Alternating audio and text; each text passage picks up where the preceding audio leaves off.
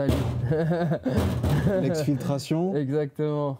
Morgan, tu vas ouvrir cette caisse. À l'intérieur de cette caisse, hop, on a récupéré plein d'objets qui représentent Exactement. ton exfiltration. T'en choisis un. Un des plus importants. Vous pourriez croire comme ça, mais un petit bob. Ah. Alors, ça... Qu'est-ce que c'est cet Ça, objet? c'est mon identité, ça fait partie de mon identité. C'est toi. C'est C'est là où tu passes du charrière. à The Last Pirate. Ouais, en général, quand je mets le bob, ça veut dire que je vais me battre. Ouais. Et du Parce coup, qu'il va en se vrai, passer de quelque vrai, dans chose. la vie, tous les jours, je ne mets pas si souvent que ça mon Ouais. bob. Parce que du coup, il a un peu une C'est une connotation. symbolique pour ouais, toi. c'est ça, exactement. C'est comme le soldat Ouais. qui met son armure. Ouais, On le avant voit de souvent dans partir. les films avec Ouais, c'est ça, Gladiator. c'est ça. À mon signal. Déchaîne les enfers. Ça déclenche quelque chose exactement. chez lui, chez moi. Et donc, ce qui est sympa dans l'histoire, c'est que déjà le bob, ça fait partie de mon identité, donc c'est quelque chose, tu vois, je peux me masquer un peu avec, cacher mes yeux, etc. Je me sens bien dedans, intimiste. Je suis avec moi-même vraiment. Ok. Mais pour aller plus loin que ça, c'est un bob que moi je fais, qu'on produit avec mon équipe. D'accord. Donc ma marque Goris Nation. Ok. Et ça fait partie d'une des premières choses que j'ai trouvées pour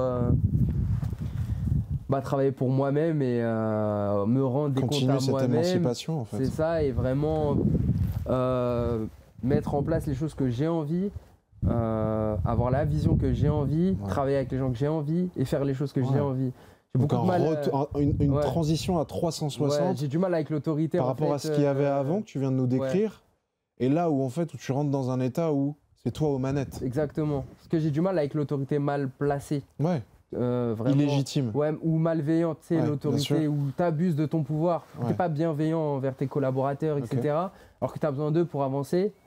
Et j'ai toujours été créatif, toujours voulu faire des choses. Mais c'est toujours dur quand tu es jeune de te lancer vraiment sur un truc que tu connais pas, tu vois. Donc j'ai lancé Goris Nation il y a très longtemps, donc j'ai commencé par des casquettes, des petits trucs. Et tu le lances en même temps que tu commences cette ascension dans le MMA. Dès que je me... Est-ce que tu veux nous parler un peu de cette ascension parce que elle est fulgurante. Déjà, tu es un pionnier. 2, elle est fulgurante en termes de titres. Tu as combattu beaucoup. Ouais. On l'a vu au début, tu tapes fort. Comment elle se passe cette ascension-là? En gros, petit à petit, je sens que je suis fort quand même, je suis bon dans ce sport. Donc tu as une récompense immédiate. Exactement, de gagner, ou même à l'entraînement. Tu deviens champion de France très tôt. C'est ça, exactement. Quand je suis amateur, je deviens champion de France très tôt, puis je vois que ça se passe bien. Mais au début, je suis pas tout de suite très consciencieux sur ma carrière. Je me vois là, c'est ça, je suis jeune. Et puis même, il n'y a pas de... en France, le MMA, c'était pas légal, etc. Donc on n'a pas de projection, personne n'en vit vraiment. Donc tout est à faire, tout est à créer, rien n'existe. Donc c'est très... chacun pour soi et on voit, tu vois, chacun sa carrière, personne n'est vraiment pareil. Ce qui rend le chemin peut-être un peu plus beau que s'il était déjà battu. Mais aussi un peu plus difficile et avec plus d'incertitude. Ce qui fait assez peur. Donc au début, je faisais un peu tout en même temps.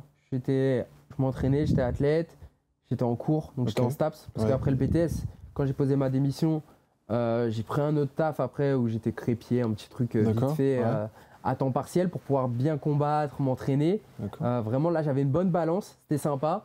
Mais je ne me voyais pas faire ça toute ma vie non plus, tu vois, faire des crêpes et combattre. Pour moi, c'était pas très viable, c'est pas une situation de ouf. Donc je me dis, il faut mieux. Donc après, j'ai repris la licence STAPS.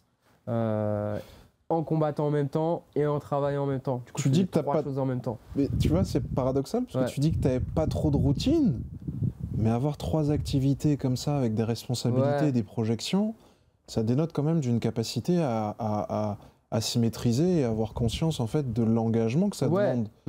D'être un pré-adulte. C'est ça. En fait.